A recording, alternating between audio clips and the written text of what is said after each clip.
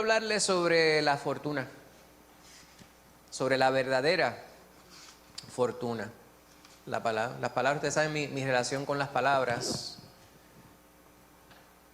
La palabra de Dios está llena de palabras.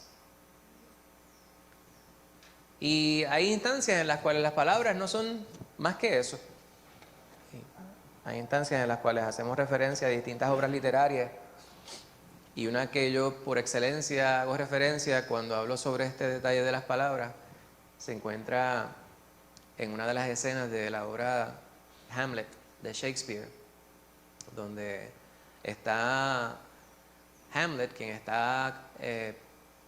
piensan que está padeciendo de sus facultades mentales, se encuentra en un estudio, en una biblioteca, con un libro en las manos.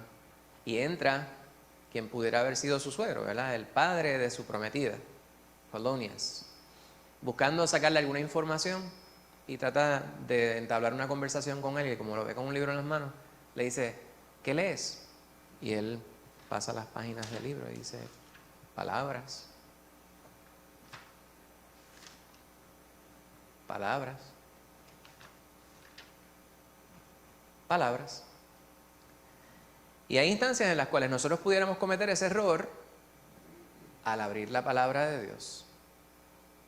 Nosotros podemos muy bien conocer la letra de los 66 libros que hay en la Biblia, desde Génesis hasta Apocalipsis. Sin embargo, no llevarnos la bendición de realmente conocer la palabra. La palabra fortuna, que es de lo que quisiera hablarles hoy, y realmente la palabra fortuna quizá no la voy a mencionar mucho más después del tema, que yo digo que es central, pero puede que usted escuche otro tema mientras yo les voy hablando sobre lo que tengo en mi corazón para ustedes esta mañana. La palabra fortuna es una que se define de diversas maneras. Cuando hablamos de idiomas, mi suegra se retiró de maestra de inglés hace algunos meses, algunas docenas de meses. Hay unas palabras que se llaman cognados, ¿no? Cognados, en inglés cognates. Son palabras que en distintos idiomas suenan igual o se escriben igual y significan lo mismo. O están los falsos cognados, false cognates o false friends, que son palabras que en distintos idiomas suenan igual, pero no significan eso necesariamente que uno piensa que significan. ¿Verdad? Por ejemplo, las notas. ¿Qué notas sacaste? Saqué A y B.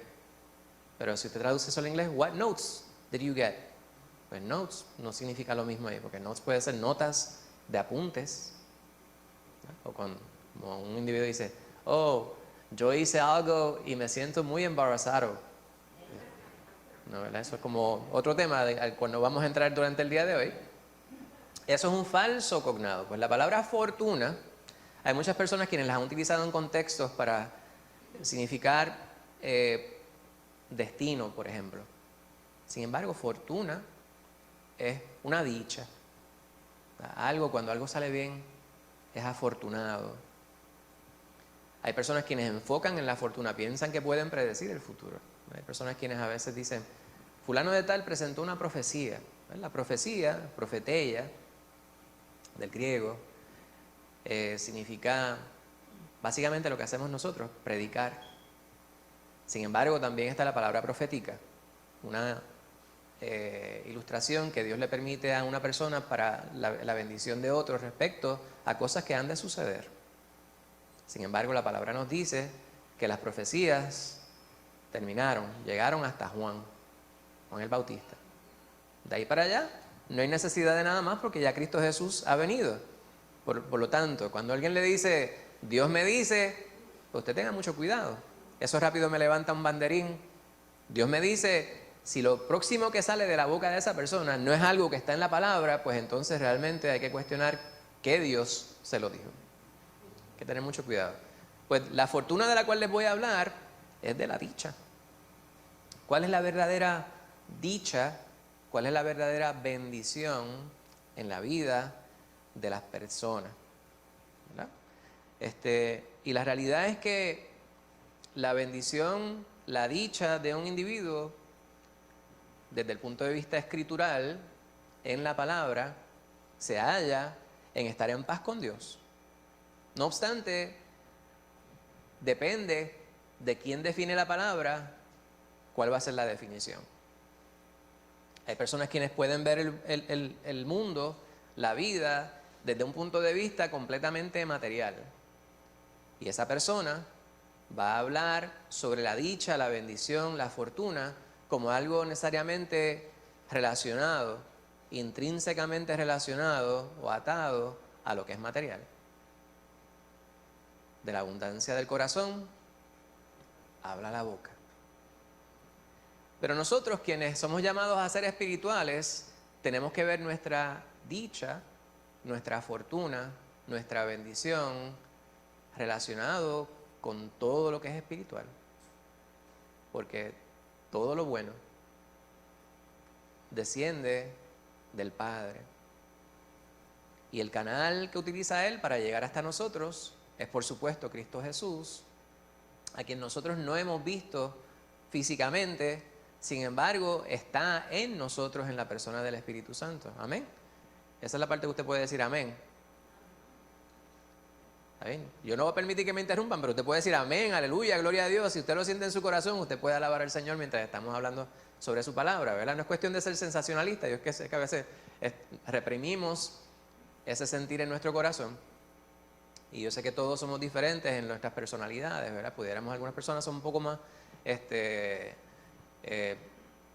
retraídos, ¿verdad? Un poquito más tímidos, como yo, como la hermana Nilda, que somos tímidos. Sin embargo, el Señor sabe lo que está en nuestro corazón.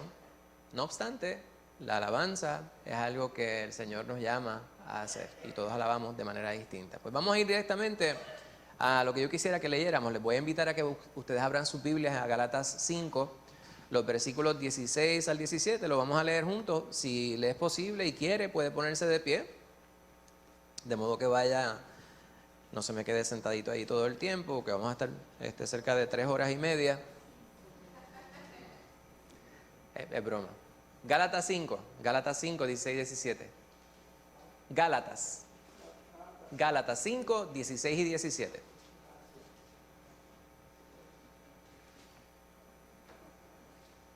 Amén. Pues vamos a leerlo juntos de manera muy pausada, articulando cada una de las palabras con calma, para que podamos internalizar aquello que estamos leyendo. Dice la palabra del Señor y leen conmigo en Gálatas 5, versículos 16 y 17.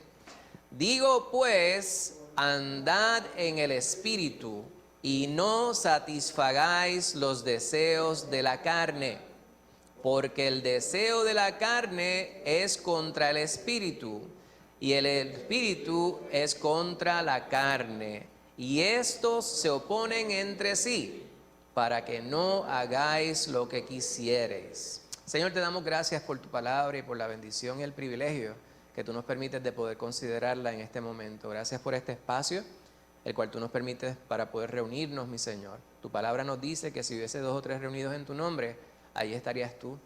Nosotros creemos tu palabra, mi Señor, y queremos que tú la hagas manifiesta en nuestras vidas en el día de hoy.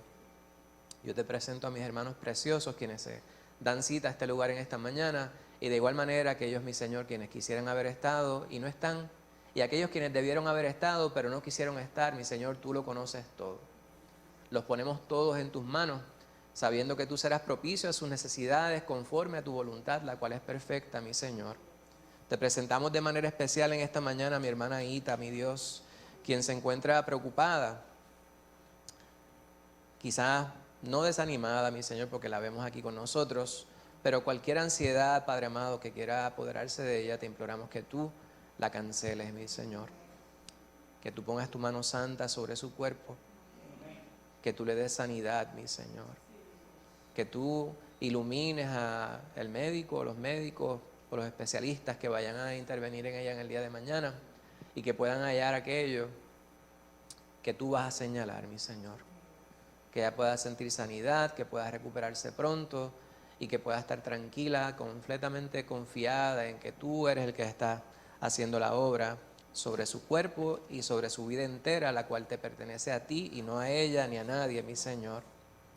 Te pedimos también por Lucy Rivera, Padre amado, mira su salud. Sabemos que si ella pudiera estaría aquí con nosotros. Bendícela donde se encuentra, protégela a ella, mi Señor. Mira a su esposo Irán.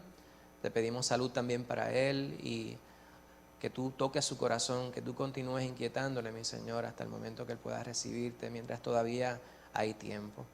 Te pedimos también por la salud de Efraín Franco, vecino de mi hermana Nilda. Te pedimos por todos los que estamos aquí, mi Señor. Te pido por Karina, que convalece allá en casa, mi Señor. Permítela sentirse bien. Y aquellos, mi Señor, quienes no te hemos mencionado, pero que tú conoces, la hermana Lupe, que no la vemos en la mañana de hoy, los hermanos Gerardo, Marsha, Juan, Damari, por Daniel y Benjamín, Padre Santo, por Lorimar, que tú le permitas una completa recuperación, mi Señor. En fin, por todos nosotros, Padre amado, nos ponemos todos en tus manos y te pedimos ahora que tú abras nuestro entendimiento para poder adentrarnos en tu palabra, la cual alimenta nuestro ser. Bendícenos, Señor. Perdónanos por aquellas cosas, Padre amado, que debimos hacer y no hicimos, y las que no debimos hacer e hicimos. Todas ellas las ponemos en tus manos, pidiéndote que tú nos limpies, que nos amoldes al instrumento que tú quieres que seamos, mi Señor, y que podamos exaltar tu nombre y glorificarte como tú mereces. En el nombre de Cristo Jesús te pedimos estas cosas. Amén. ¿Se pueden sentar, hermano? Pues acabamos de leer 2 versículos en Gálatas 5, 16 y 17. Fíjense que en ningún lugar de esos 2 versículos aparece la palabra fortuna. Hay instancias en las cuales hay cosas que usted las lee, las revisa, las ve y usted no escucha una palabra, pero es precisamente sobre eso que se está hablando ahí. Nuevamente, definimos la palabra fortuna desde la perspectiva espiritual. La dicha, la gran bendición para la vida de todo creyente es poder estar en paz con Dios y exaltar su nombre. Aquí Pablo está hablándole a una iglesia que está haciendo cambio de luces, como decimos.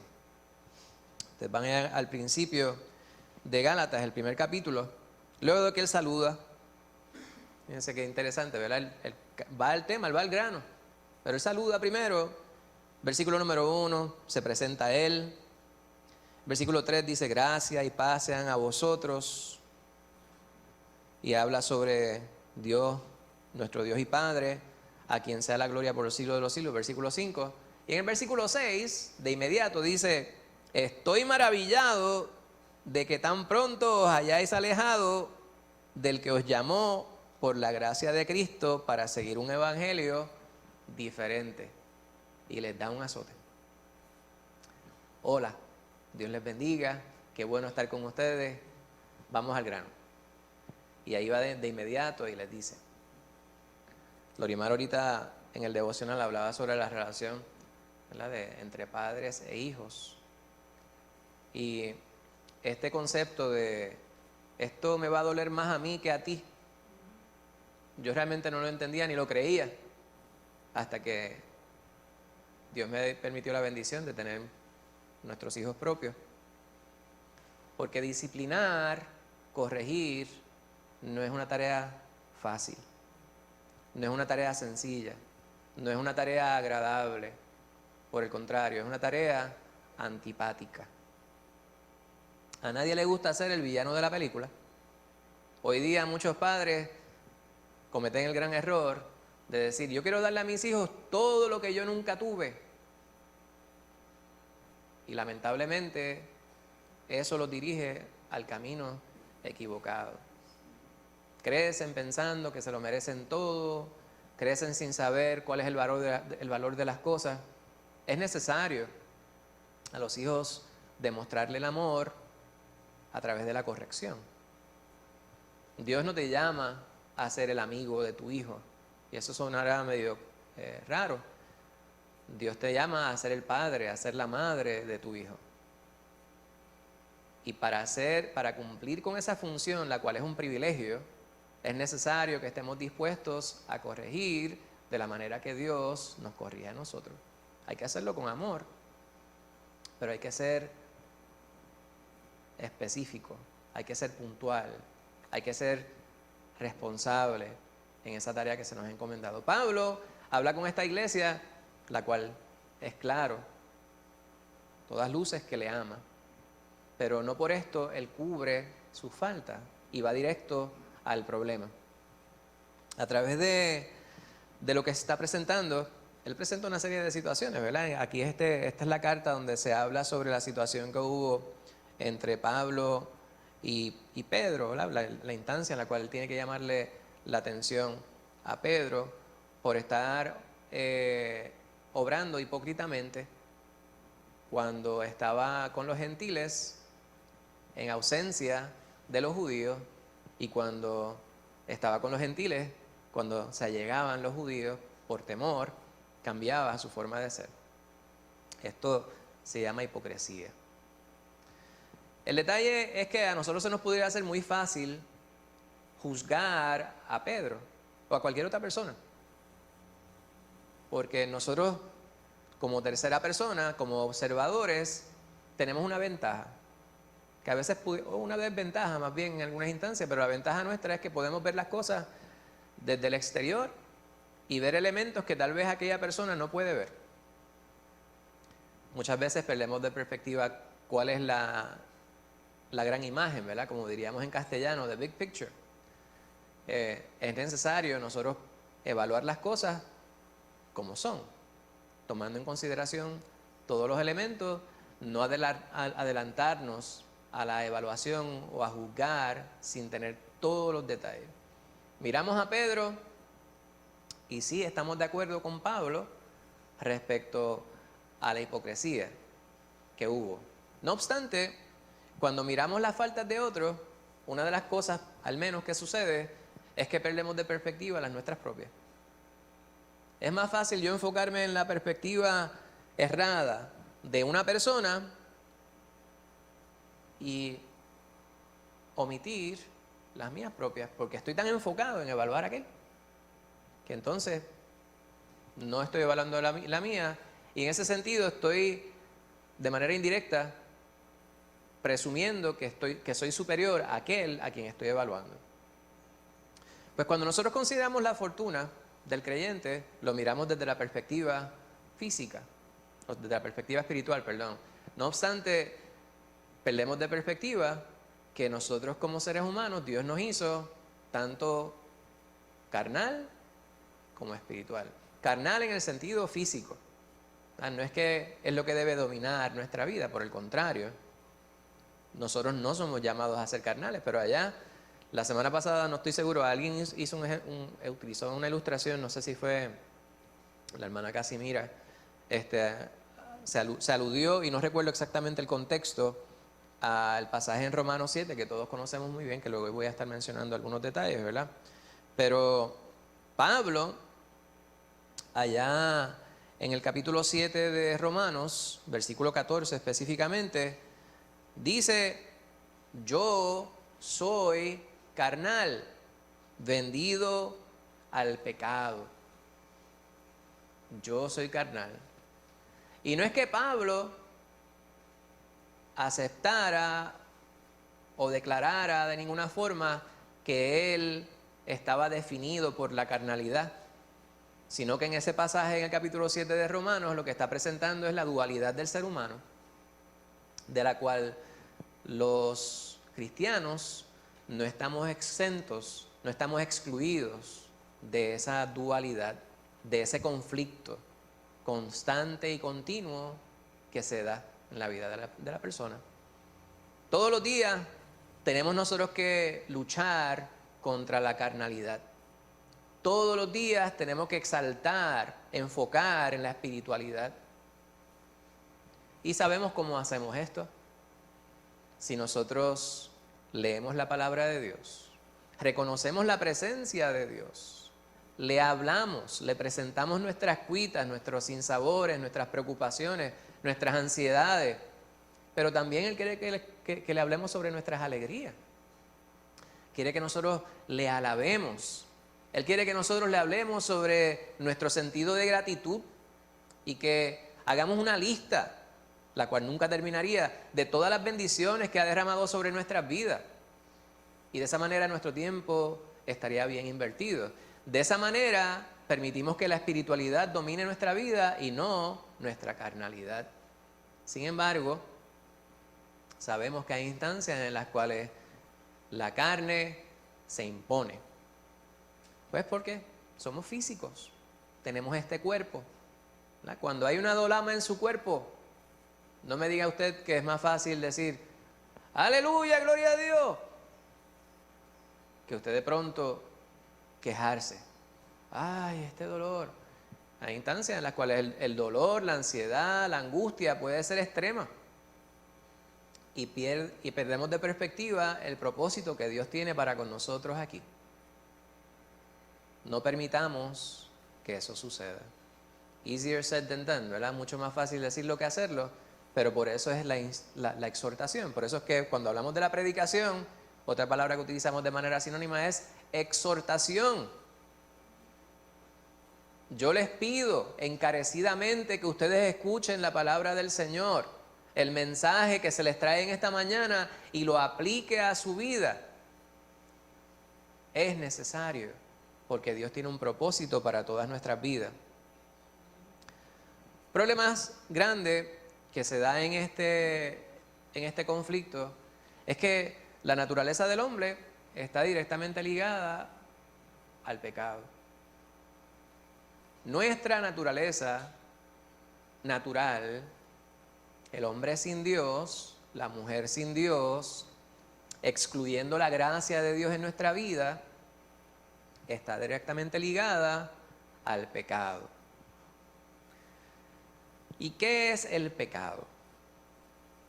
Porque hablamos de las cosas y a veces no las definimos y pudiéramos pensar que sabemos la definición y estar no necesariamente completamente correctos respecto a cuál puede ser nuestra percepción de aquello que hablamos. En este caso, la palabra pecado. La palabra original que vemos en la Biblia, de manera sencilla, lo que significa es errar al blanco. Usted toma un arco y flecha y tiene usted un objetivo al cual usted le quiere pegar. Ala la flecha o el arco. Suelta la flecha y dio en el lugar que usted no intencionaba o no dio en el lugar que usted intencionaba. Eso es errar al blanco, pecar. Pues, ¿cuál es el paralelo entre esta palabra y lo que significa en el contexto espiritual? Pues hay un propósito que Dios tiene para nosotros en nuestras vidas. Cuando nosotros incumplimos con ese propósito, nosotros erramos al blanco, pecamos. Y ahorita ilustramos que todos los pecados que cometemos los cometemos contra Dios. Nuestra intención podría ser realizar una obra, la que fuese. Incluso pudiéramos nosotros tener una mala intención contra una persona. Esta persona va a ir a hacer tal o cual cosa y yo voy y le destruyo la propiedad para que no lo pueda hacer. Eso está incorrecto, es ilegal y también constituye un pecado. Y yo pensando que estaba haciéndole daño a esa persona, le hice daño a esa persona, pero también pequé contra Dios. Siempre nuestro pecado va a afectar nuestra amistad con Dios, ¿verdad? Y la palabra amistad la utilizo aquí de una manera mucho más amplia. Parecería liviano cuando hablamos de nuestra relación con Dios, porque sé que todos nosotros pensamos que nuestra relación con Dios tiene que ser mucho más que amistad. Es la relación más íntima que pudiéramos nosotros tener, experimentar, porque nosotros estamos llamados a percibir la presencia de Dios en nuestro interior. La persona del Espíritu Santo, cuando nosotros recibimos a Cristo Jesús en este gran misterio, entra a nosotros físicamente. Por eso es que la palabra dice que el Espíritu Santo mora en nosotros, o sea que vive en nosotros corpóreamente, corporalmente. Ese espíritu está aquí, en mi cuerpo. Obviamente, no es completamente corporalmente porque es un espíritu. Sin embargo, es necesario que nosotros entendamos que esa relación es una que debemos desarrollar todo el tiempo. Pues el pecado me desconecta, interrumpe, crea estática. Usted, si tiene una antena de televisor, por digital que sea, no estas que tienen, algunos de ustedes sé que pagan por cable o pagan por el sistema satelital. Sin embargo, algunos de nosotros nos desconectamos hace mucho tiempo y a mí me gusta de vez en cuando ver las malas noticias para saber cuando viene una tormenta o algo, ¿verdad? Uno estar informado, pero a veces uno se informa de otras cosas que uno no debería estarse informando, pero ese es otro tema. Ese cable llega al televisor, el cable de la antena llega al televisor y hay que orientar la antena hacia un lugar específico para poder recibir la señal. Cuando usted la orienta para un lugar que no es, puede suceder una de dos cosas. O no se recibe la señal, o se recibe a media, con problema, con estática. Usted prende el televisor y le dice, y aquí le demos de diente, para que usted pueda... Bien, esa estática, esa es una interrupción, ¿verdad? Que pudiera haber la señal. El pecado en nuestra vida hace algo muy similar. Llega el momento en que usted está en relación con Dios y viene a la iglesia. ¡Aleluya! ¡Gloria a Dios! Y se va de la iglesia. Y allá está en el mundo. Y no ora. Y no lee la palabra. Tenía una amiga que vivió en la Florida. El papá de ella es pastor. Entonces un día ella me decía, mi papá estaba predicando el otro día y utilizó estas dos expresiones que quizás a ti te parezcan un poco malsonantes, pero te las voy a decir para que las utilices.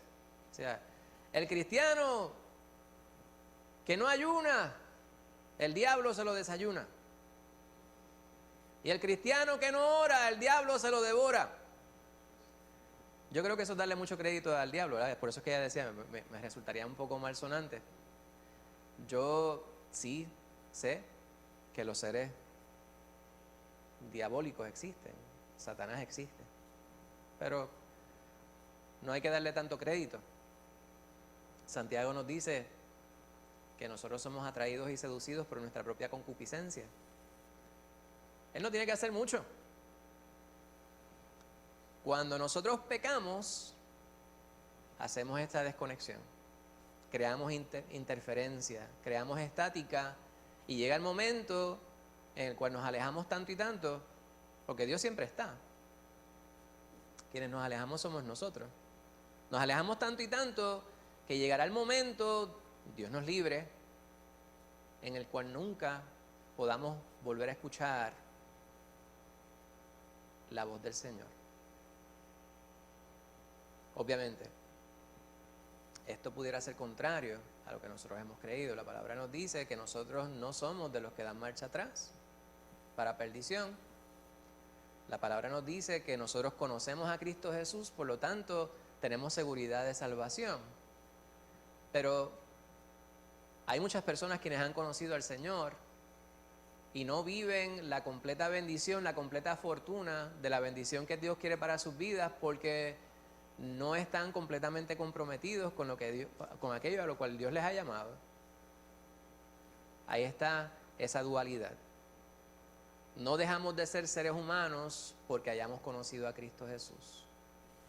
Pues es necesario tener constancia de esta naturaleza pecaminosa que pudiera haber en nuestras vidas. En Santiago 3, los versículos 7 al 8, ustedes los conocen muy bien.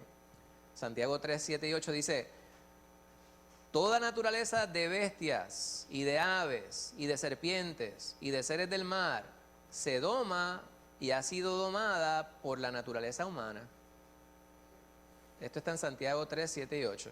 James 3, 7 and 8. Y de seres del mar se doma y ha sido domada por la naturaleza humana. pero ningún hombre puede domar la lengua, que es un mal que no puede ser refrenado, llena de veneno mortal. Una ilustración que yo les he presentado en distintas ocasiones es aquel que se le acerca y dice: yo tal vez no le debo decir esto, detente. O que Dios me perdone por lo que te tengo que decir. Si ya tuviste que pedir perdón, es que lo más seguro es algo que tú reconoces que no debes decir. Hay personas quienes utilizan ciertas palabras incluso de manera muy liviana. Y les he hablado sobre esto mucho también. Y no solamente los jóvenes. Hay personas quienes utilizan un vocabulario, unas palabras que son soeces, malsonantes, ofensivas, peyorativas. Deberían eliminarlas de su vocabulario. Pero se ha convertido en algo completamente natural. Fíjense que la palabra natural allí habla de lo que estamos nosotros considerando. La naturaleza. Aquello que define, que señala qué es lo propio en un elemento, en un ente. La naturaleza humana es una que no tiende a la santidad en el sentido espiritual. La naturaleza humana es una egoísta, es una que procura su propio bienestar, su propio beneficio, sus propios gustos.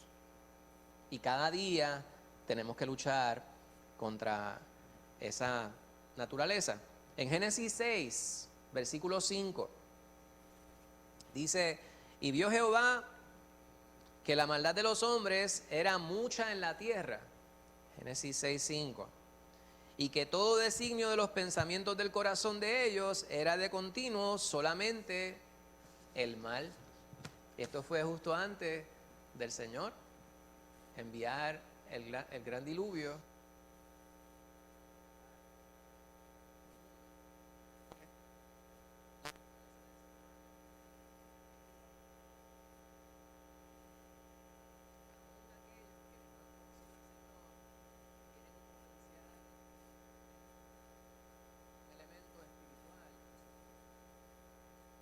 Yo puedo decir esto sin duda de equivocarme, porque la palabra de Dios dice que Dios nos ha creado a todos conforme a su imagen y semejanza.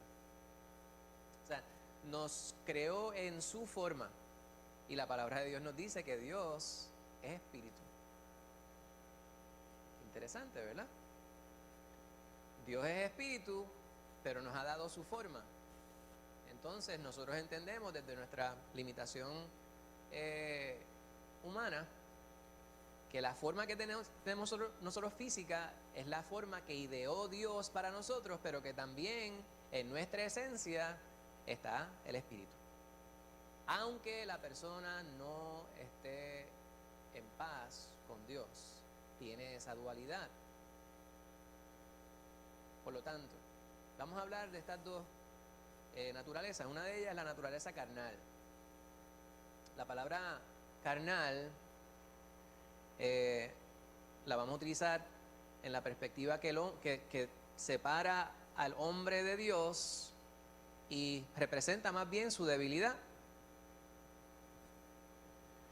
Esta es la naturaleza que tenemos nosotros cuando no contamos con la gracia de Dios. Dios está siempre procurando bendecirnos, está procurando darnos aquello que nosotros no nos hemos ganado. Eso es lo que llamamos la gracia de Dios. Si nosotros eliminamos ese elemento de nuestra vida, lo que nos queda es puro material, la carne, esto que es físico, completamente físico. Si usted va a 1 Corintios 3, conmigo brevemente, y Pablo utiliza este término de una manera negativa contra el creyente. Dice 1 Corintios 3, versículo 1, dice: de manera que yo, hermanos, no pude hablaros como espirituales, sino como a carnales, como a niños en Cristo. La palabra carnal, siempre que nos referimos a ella en el contexto de la comparación de la naturaleza del ser humano, lo vamos a hacer de manera negativa. Porque la carne, aunque es necesaria para nosotros transitar en este plano que Dios nos ha colocado, es necesario, ¿verdad? Sin esta carne, nosotros no nos podemos manifestar en el plano terrenal. Sin embargo, Dios nos la dio y está plagada de una serie de limitaciones. No vamos a entrar en todas ellas, vamos a entrar en unas que puedan ser más sencillas. No queremos convertir esto en una cátedra de filosofía. Cuando hablamos, por ejemplo, sobre ciertas limitaciones en cuanto a dimensiones, el asunto del tiempo, la temporalidad, es un asunto que nos limita. Pero no vamos a hablar sobre eso, ¿verdad? Porque nos vamos a complicar mucho. Vamos a ir a lo más sencillo. Vamos a ir a lo que la carne produce en nosotros, o produce, exterioriza de nosotros. Y volvemos a Gálatas 5, Galatians 5. Allá en Gálatas 5 hay una expresión que se utiliza de manera errada, ¿verdad? La palabra que utiliza Pablo, la cual traduce en Reina y Valera, es obra, no fruto de la carne. La obra de la carne. Gálatas 5, los versículos 19 al 21, Pablo hace una lista, la cual no pretende ser exhaustiva, la cual no pretende ser completa. Sí es extensiva, son bastantes cosas allí. Vamos a ir sobre ellas y no las vamos a hablar sobre todas ellas, ¿verdad? Y algunas personas las engloban en tipos. En Gálatas 5, 19 al 21 dice lo siguiente: manifiestas son las obras de la carne. Y luego las enumera, hace una lista. Dice: adulterio, esa no la tenemos que definir. Fornicación, estas están relacionadas con la búsqueda de los deleites y los placeres lascivios, ¿verdad? De nuestra humanidad. Inmundicia, lascivia. Vemos estas que están ahí, muchas veces las engloban, y tiene que ver con la inmoralidad física y muchas veces hasta sexual. Idolatría, hechicerías. Y ahí vemos nosotros que hay unas que pudieran ser espirituales. Enemistades, pleitos, celos, iras, contiendas, disensiones, herejías, envidias, homicidios, borracheras, orgías, y todas esas, desde enemistades, pudieran considerarse pecados, obras de la carne, las cuales son en relaciones con otros seres humanos, ¿vale? Relaciones interpersonales. Y cosas semejantes a estas, acerca de las cuales os amonesto, como ya os lo he dicho antes, que los que practican tales cosas no heredarán el reino de Dios. Hoy vamos a hablar de la fortuna. A veces es necesario considerar lo opuesto, lo contrario a una cosa, para poder realmente entender lo que es la cosa que queremos definir. Por ejemplo, cuando usted le dice a una persona: ¿qué significa para ti salud? ¿Qué significa para ti paz? Muchas veces la gente dice: ausencia de guerra. Cuando la gente está bien, pero muchas veces es negativo. Cuando no hay tal o cual cosa. Eso es la paz. Pues a veces nosotros tenemos que volver al meollo del asunto que nosotros no queremos considerar para realmente entender cuál es la bendición que Dios tiene para nosotros y que nos da diariamente. Dios no quiere que nosotros estemos postrados en una esquina considerando nuestra desdicha pasada. Yo sí que era malo, yo sí que hacía esto, hacía aquello, hacía lo otro.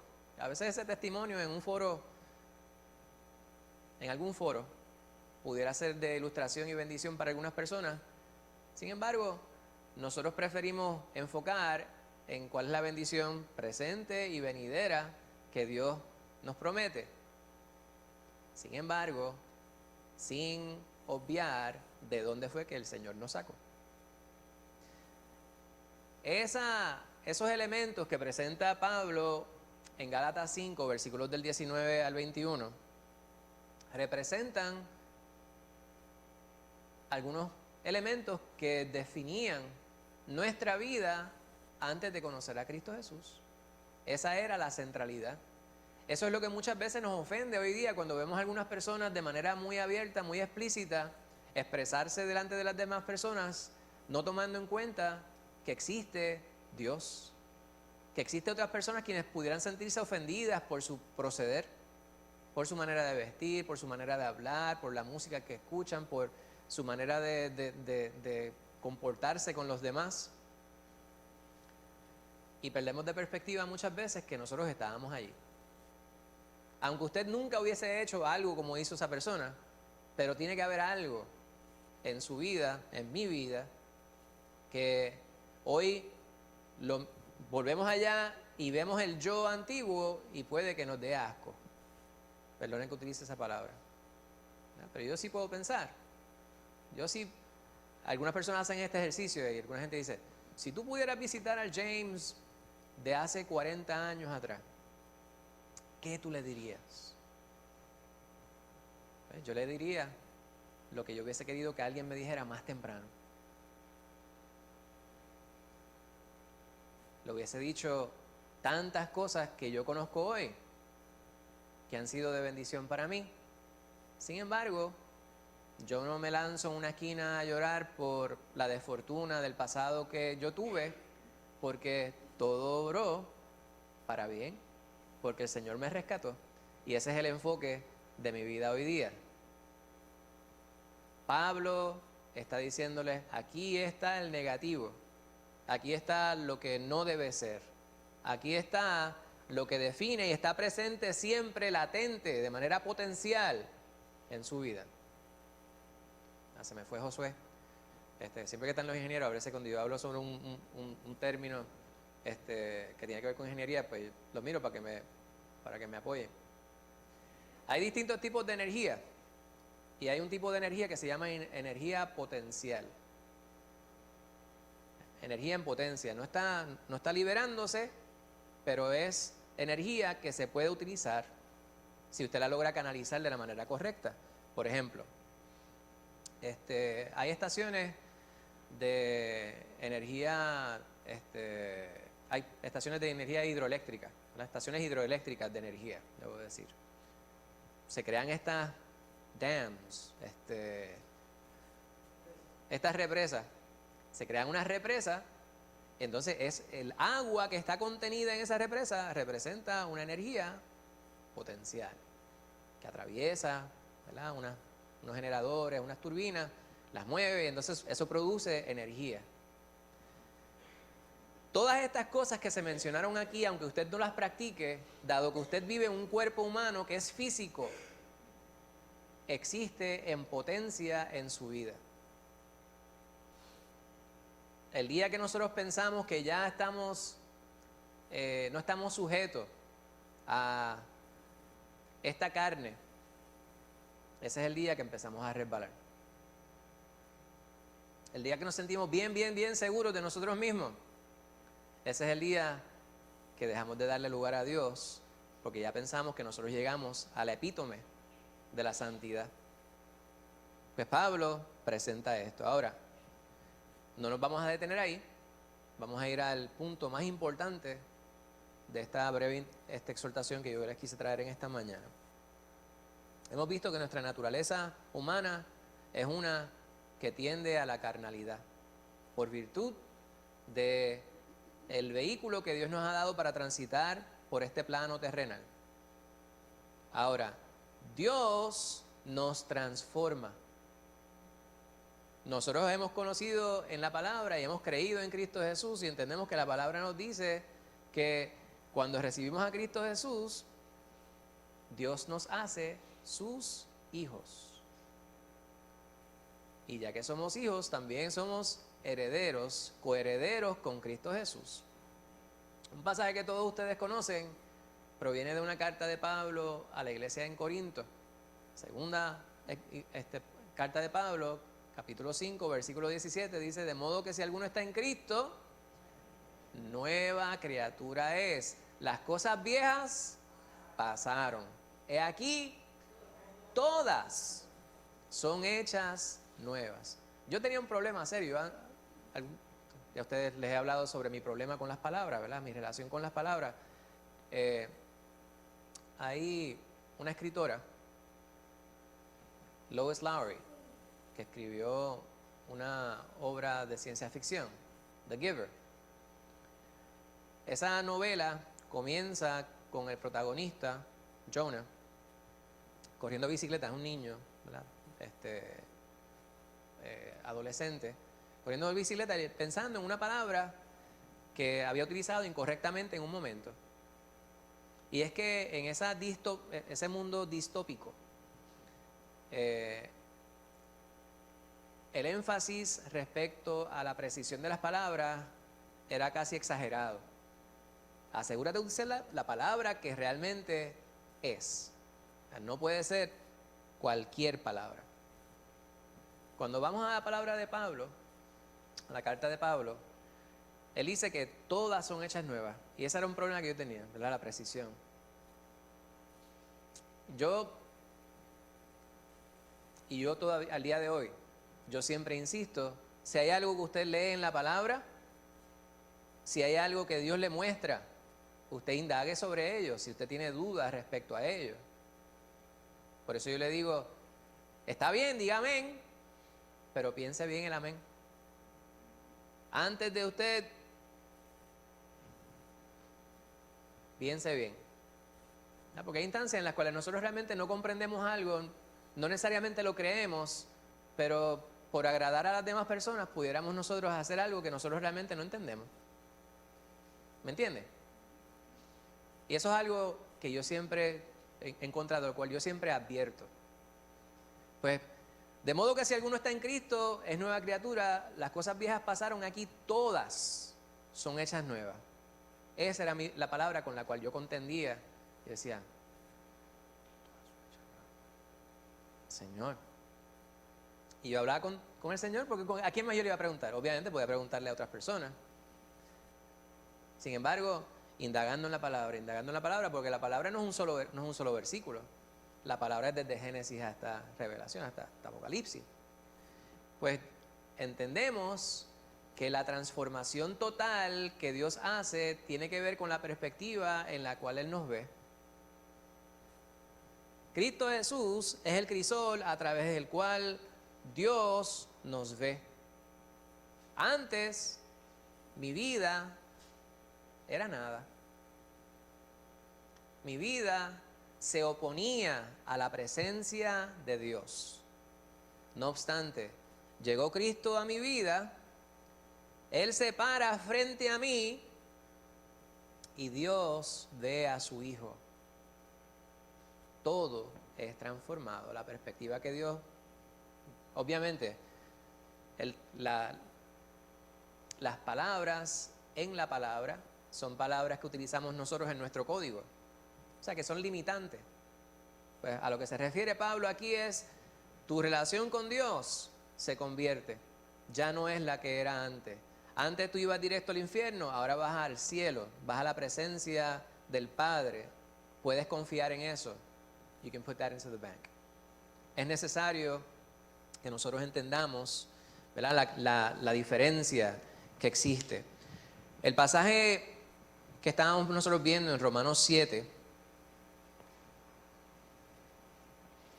allá en Romanos 7, donde Pablo habla sobre la dualidad del creyente en esta lucha entre la carne y el espíritu. Él se lamenta. Romanos 7:24, el lamento que profiere Pablo es: miserable de mí,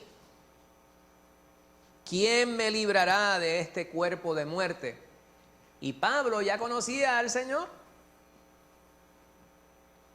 Pablo, este varón a quien Dios le inspiró más de 25% de lo que conocemos como el Nuevo Testamento, Pablo estaba viviendo esta situación. Allá al final, cerca del final de esta segunda carta a la iglesia en Corinto, también hacemos referencia en distintas ocasiones a ello. Pablo habla sobre esta situación que está viviendo él, la cual es casi incontenible. En 3 ocasiones le he pedido a Dios que quite este aguijón de mi carne y me ha contestado: bástate mi gracia, porque mi poder se perfecciona en tu debilidad. O sea, el día que nosotros reconocemos que sin Dios somos nada, ese es el día que más fuerte estamos, porque no dependemos de nuestras fuerzas, dependemos de la fuerza de Dios. Amén. Pues la carne va a decirte: tú eres débil. La carne va a decirte: tú no puedes. La carne va a decirte: entrégate a las pasiones. Sé feliz. Para de sufrir, como diría el anuncio. Sin embargo, cuando paramos de sufrir es cuando reconocemos que solamente en Cristo podemos tener la victoria. Cuando podemos confiar plenamente en Él. La realidad es que el creyente ha sido librado del dominio del pecado. Allá en Romanos 6, versículo 12, Pablo dice: no reine pues el pecado en vuestro cuerpo mortal, de modo que lo obedezcáis en sus concupiscencias. Y en el versículo 14 dice: porque el pecado no se enseñoreará de vosotros, pues no estáis bajo la ley, sino bajo la gracia. Es Dios mismo el cual nos libra de este cuerpo de muerte, aun cuando estamos nosotros sujetos a Él para poder transitar a través de este mundo. Dice Juan 4:24, Dios es espíritu, y los que le adoran en espíritu y en verdad es necesario que le adoren. Juan 4:24. Tenemos nosotros espíritu, contamos con el Espíritu de Dios que mora en nosotros, y solamente a través de Él podemos nosotros tener la victoria. En Santiago 1, versículos 23 al 25, este pasaje nosotros lo conocemos. Hay un versículo que antecede ese, que dice: sed hacedores de la palabra, no tan solo oidores, engañándoos a vosotros mismos. Es necesario hacer la palabra, no tan solo escucharla de manera rote learning, ¿verdad? De manera como el papagayo. Santiago 1, 23 al 25 dice: si alguno es oidor de la palabra, pero no hacedor de ella, este es semejante al hombre que considera en espejo su rostro natural, porque él se considera a sí mismo y se va, y luego olvida cómo era. Mas el que mira atentamente en la perfecta ley, la de la libertad, y persevera en ella, no siendo oidor olvidadizo, sino hacedor de la obra, este será bienaventurado en lo que hace. Y ahí está nuestra fortuna. La fortuna del creyente está en hacer la voluntad de Dios. La fortuna del creyente es en ser obediente a Dios. Es reconocer la presencia de Cristo Jesús en nuestras vidas. Es, a pesar de que conocemos que tenemos una parte de nuestra vida que tiende para el monte, ¿verdad? Como la cabra, nosotros podemos permitir que Dios sea el que domine ese aspecto de nuestra vida. Hebreos 11:6 dice: pero, y ahí comienza, ¿verdad? Con esta conjunción coordinante, hay un contraste. Queremos hacer eso. El escritor de Hebreos dice: pero sin fe es imposible agradar a Dios, porque es necesario que el que se acerca a Dios crea que le hay y que es galardonador de los que le buscan. Hoy día hay muchas personas quienes, viviendo vidas abiertamente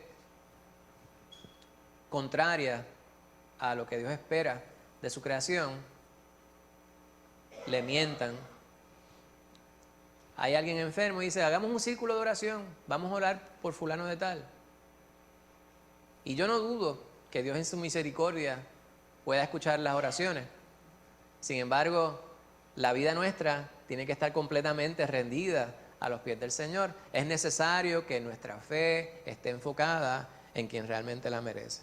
Isaías 55:6 dice: buscad a Jehová mientras puede ser hallado, parecido a lo que estábamos nosotros considerando en Salmo 32 esta mañana, ¿verdad?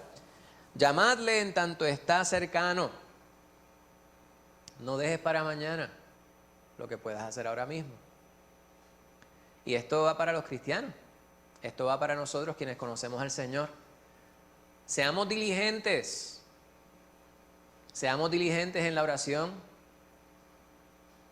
Pongamos nuestra esperanza completa, plenamente en Cristo Jesús. En Salmo 48 dice: el hacer tu voluntad, Dios mío, me ha agradado y tu ley está en medio de mi corazón. Salmo 119:11: en mi corazón he guardado tus dichos para no pecar contra ti. Pues ahí está la parte espiritual. Voy terminando, hermano. ¿Cuál es el resultado de esta lucha? Ya vimos los dos aspectos, ¿verdad? El aspecto espiritual, el aspecto claramente carnal, físico, material, los cuales están en lucha continua.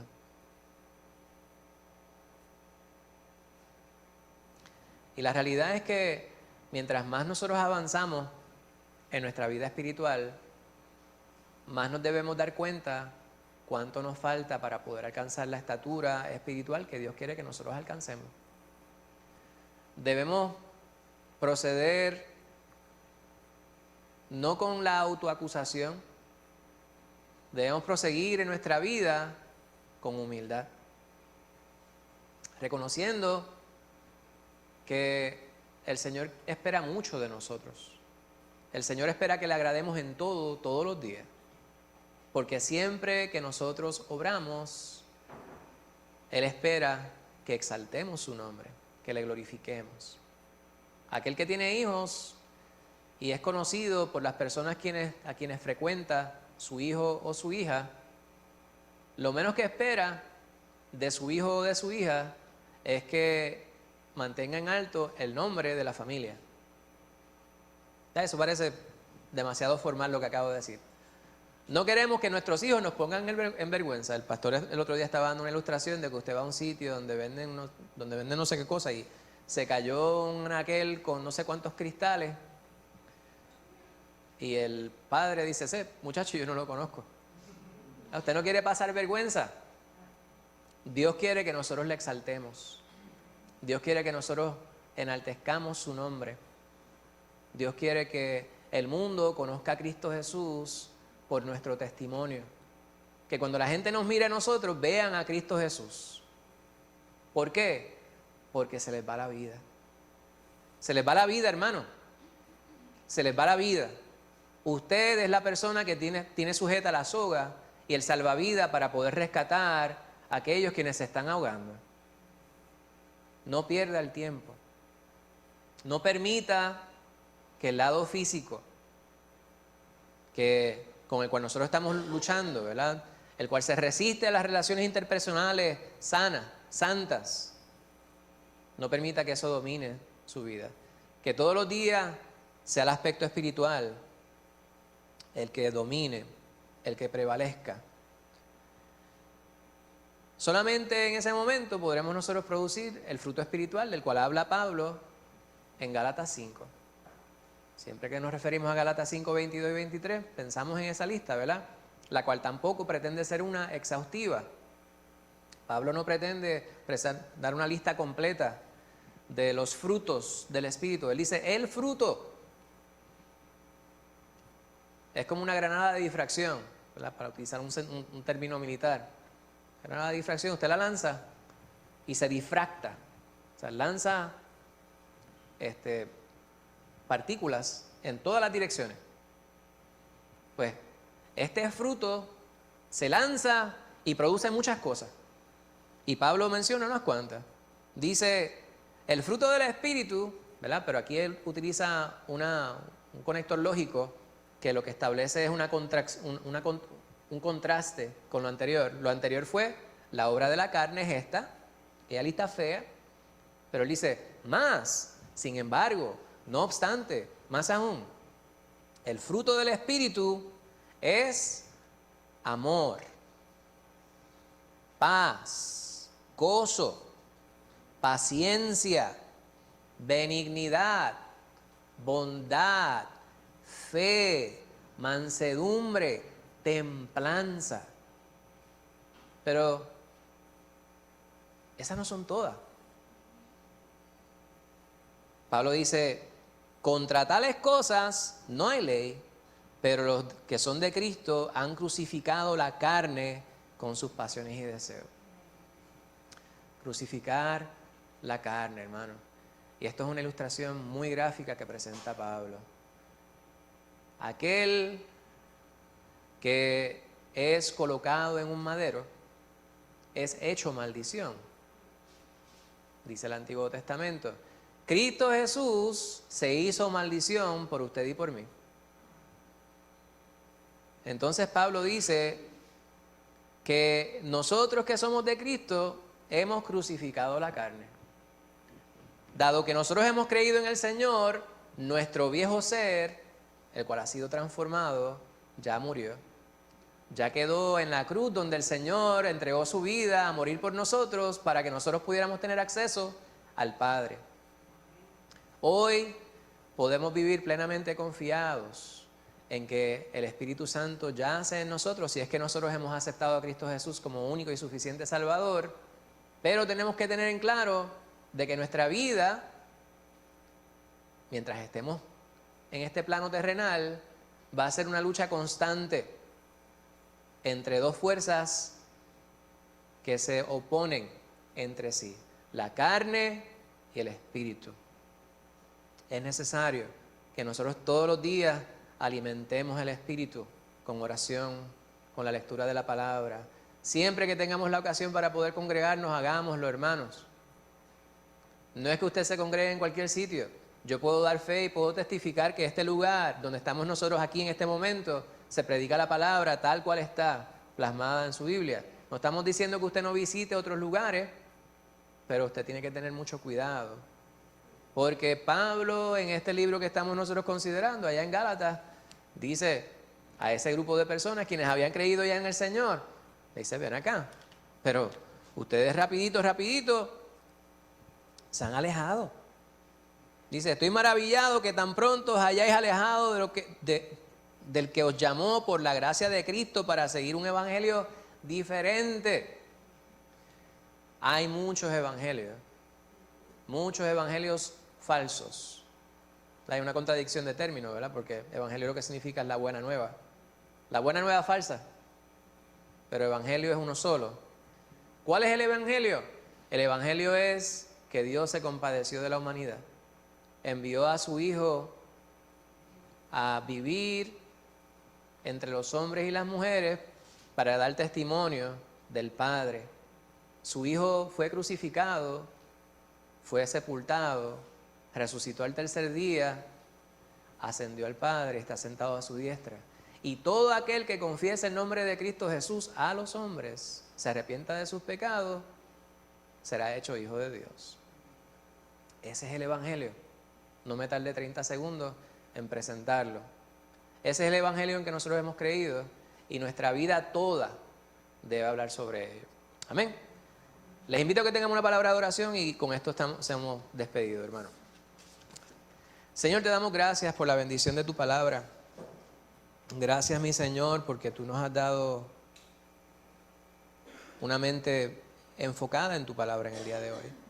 Te imploramos que tú afines cada neurona de nuestro ser hoy y siempre, y que podamos nosotros vivir la palabra que tú has preservado hasta el día de hoy para que vivamos en ella. Ayúdanos a ser luminares en este mundo que cada día está más oscuro. Que sea tu luz brillando en cada uno de nosotros. Mira a mis hermanos preciosos, Padre Santo, quienes están aquí, los que están en sus hogares, los que están de viaje, los que no pudieron venir, los que no quisieron venir. Sé con cada uno de ellos, mi Señor. Con nuestros hermanos en distintos lugares, incluyendo aquellos quienes no conocemos en el día de hoy, porque la iglesia es una sola. Te imploro, mi Señor, que tú tengas misericordia, que nos ayudes a llevar tu palabra a los lugares donde todavía no te han conocido. Danos salud, Padre Santo, para poder obrar para ti. Danos entendimiento, danos sabiduría, Padre Santo, para poder lidiar con este mundo que cada vez está más y más de espaldas a ti, mi Señor. En nuestro corazón está un llamado porque tú regreses pronto por tu iglesia. Sin embargo, mi Señor, también nuestro ser, el cual tú has afinado al tuyo, también siente compasión y misericordia por las almas que se pierden. Cada día ayúdanos a tener mayor misericordia, mayor compasión y mayor amor por las almas, para que podamos nosotros entregarnos completamente a la obra que tú nos has encomendado. Danos palabra, afina, mi Señor, nuestros labios, habla a través de nosotros, mi Dios, y bendice a tus hijos y a tus hijas, para que podamos ponernos de frente al embate de este mundo y declarar, Padre Santo, a viva voz, que tú eres nuestro Señor y que es necesario que el mundo te reconozca. Te imploramos ahora que tú nos lleves con bien, que nos protejas en el camino, nos libres de todo mal, mi Señor, y que nos permitas la fortuna de saber que tú estás presente en control de todas las cosas. Nuevamente te encomendamos a Ita, mi Señor. Apodérate completamente de su pensamiento, de su ánimo, mi Señor, para que ella pueda estar confiada en que todo saldrá bien y la vamos a tener próximamente con nosotros nuevamente. Todas estas cosas te las presentamos dándote gracias en el nombre de lo más hermoso que haya transitado sobre la tierra, en el nombre de nuestro Señor Jesucristo. Amén.